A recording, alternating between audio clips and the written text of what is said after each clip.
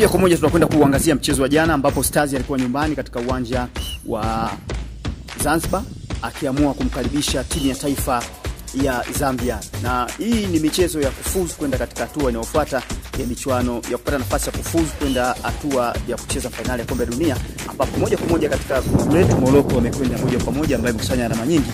Ni sisi tulikuwa na kibarua cha kuhakikisha kwamba tunashinda mchezo ule dhidi ya timu ya Zambia, kisha tunatengeneza matumaini mengine ya kufufua pengine kwenda kucheza playoff. Lakini moja kwa moja jambo ambalo limetufanya tusifanye vizuri, kwanza timu haina reason nzuri ya kuhakikisha kwamba inaweza ikacheza katika mfumo mzuri wa kuweza kupata matokeo. Kwanza timu utaiona katika mstari wa nyuma inacheza vizuri sana. Ikifika katika eneo la katikati, timu ya taifa imekuwa ikipoteza mipira mingi, hususan katika eneo la ushambuliaji. Nafikiri moja kwa moja hatakuwa na uwezo mzuri wa kuwasoma namna ambavyo wanacheza Zambia, kwa sababu utaona namna ambavyo tulishindwa kabisa kuweza kupenya safu ya ulinzi ya Zambia. Na ukiangalia sababu nyingine ni kutokukaa na mpira. Timu haijawa na uwezo mzuri wa kukaa na mpira, nikiwa na maana kwamba kuulinda mpira, na ukitaka kufanya vizuri lazima ukae na mpira. Timu haikufanya hivyo, hatukuweza ku create chance ambazo zingeweza kutupatia tuweze kufunga. Lakini bado ubora wa mchezaji mmoja mmoja kwenye kosi ya timu ya taifa bado haujaonekana. Kingine ni teamwork ambayo bado haijaonekana kwenye kosi ya timu ya taifa. Namna gani timu inacheza, shape yake ya ushambuliaji,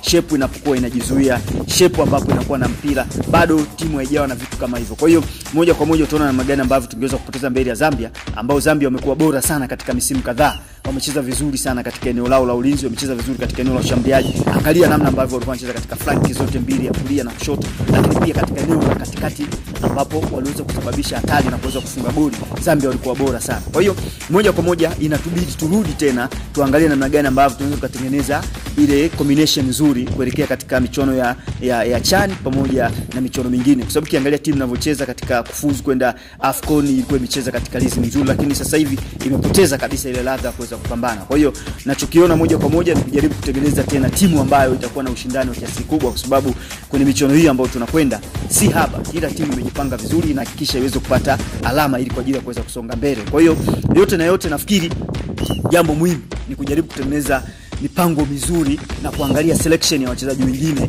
ambao wataweza kusaidia timu ya taifa kufuzu kwenda katika hatua inayofuata. Lakini yote na yote naweza kusema kwamba timu kwa sehemu yake, na tuheshimu tu mwalimu, alicheza vizuri lakini haikuwa na consistency nzuri ya kuweza kuplay na kuweza kufunga. Kwa hiyo naweza nikasema hata ukiangalia footwork ya baadhi ya wachezaji haija nzuri sana, namna ya kuweza kucontrol mpira, kufanya movement, dribbling, hata pia kutafuta nafasi. Utaona wachezaji bado hawajawa na wepesi kiasi hicho. Kwa hiyo naweza nikaona kabisa kwamba timu bado ina struggle, bado inahitaji nafikiri mbinu mpya tena nje ya mbinu hizi ambazo mwalimu anazitoa kwa ajili ya kutengeneza timu ambayo itakuwa na ushindani zaidi. Hii ni Kichafue TV, ndio kutufuatilia.